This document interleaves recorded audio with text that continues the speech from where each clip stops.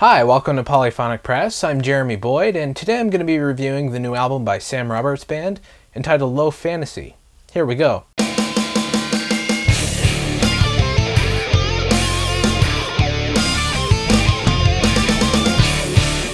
So Sam Roberts is a Canadian singer-songwriter hailing from Montreal, Quebec. His debut EP, The Inhuman Condition, was one of the best-selling independent releases from a Canadian artist, right behind Barenaked Ladies Yellow Tape. With having hit singles like Brother Down, Don't Walk Away Eileen, and Hard Road, Sam Roberts solidified his place in the Canadian music scene. Since then, he has consistently released albums, and this is his 5th studio album overall, and is called Low Fantasy. And this album starts off with the song Shapeshifters, which is kind of a disco-inspired song with a lot more synthesizers and fewer guitars. It's a pretty drastic departure from the typical straightforward rock and roll style that Sam Roberts has kind of built a career out of. It's great music, but there's really only so much you can do with it, so it's really no surprise to see Sam Roberts kind of exploring a little bit and it's sort of breaking out of his comfort zone. The reason I think this turn in his musical style works is because he's playing with the same band he's played with all along, and they're the same group of musicians that appear on all of his albums, and so he's sort of worked up a relationship with these people and sort of trusts them enough to throw something new at them every once in a while. I think if he had hired a bunch of session musicians for each album, I don't think this turn would have worked quite as well as it does. The song Metal Skin is much more of a laid-back kind of song, and there's this constant note playing on the synthesizer throughout the whole thing that really kind of complements the music really well. The thing that's very present in this song and a lot of these songs is the sort of distinctive guitar sound that has kind of become synonymous with Sam Roberts. And the other element is Sam Roberts' very distinctive voice, and those two elements kind of working together, you know exactly who it is when you hear these songs on the radio. So even though they're exploring some new musical territory, they're at the basis is a really great rock and roll band doing exactly what they do and doing exactly what they know how to do. The song Kid Icarus is much more of a punk rock inspired song, and it kind of gets back a little bit into the rock and roll roots that we're kind of used to hearing with Sam Roberts. But it still mixes in a little bit of the new, so it's sort of a blend of the two worlds kind of coming together. Like I said, this is a punk inspired song, so there's a lot of fast guitar work and, you know, sort of the fast pace with the drums and bass. To me, this is the band just cutting loose in the studio, and I think for that reason it's my favorite song on the album.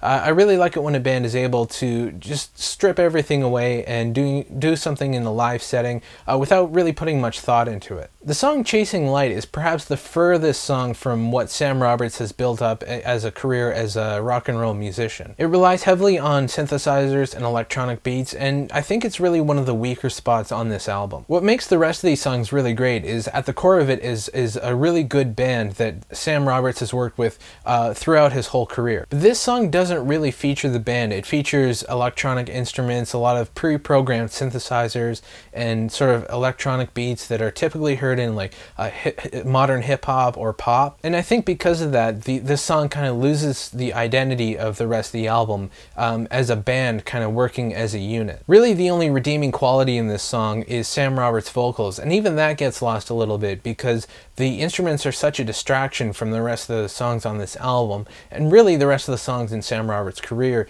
that it kind of just gets lost in the shuffle. I think the song is just too much of a departure, and because of that it just feels a little disingenuous. And the album ends with the song Golden Hour, which it kind of sounds a little bit like a 90s adult contemporary track. Although this song does feature sampled drums, it really does have the sort of band element with most of the instruments. And I think this is a pretty good mix with the electronic sound and the band kind of working well together. I think this song ends the album in a pretty good place. I didn't feel like the album had to go on any longer, and I don't feel like it should have ended anytime sooner. I think this is a perfect place to end the album. I can definitely see this song being released as a single and getting a lot of radio airplay. It's a pretty good pop song, but it also has lyrics that kind of make you think a little bit and aren't just throwaway words just to fill the space. The production on this album is pretty polished and pretty glossy, but at the heart of it, except for one song, is a really good band, and you can kind of tell that really comes through in the production. I really have to commend them for trying something new, and it's an experiment that works well, I think. I think the songs on this album are really well written, and Sam Roberts is a very clever lyricist, and that definitely comes through on this album. The only song that didn't really quite reach the same heights, as I said, is Chasing the Light. I think that was really the only only weak spot on this album. There really wasn't anything else that I can say that was really bad about this album, so I'm gonna give it a 7 out of 10. So anyway, that's what I thought about the album. Let me know what you guys think in the comments. If you'd like to suggest an album for me to review, please leave that in the comments as well. Be sure to subscribe so you know when I post a new video. And you can check us out on Twitter and Facebook, and that's about it. Take it easy.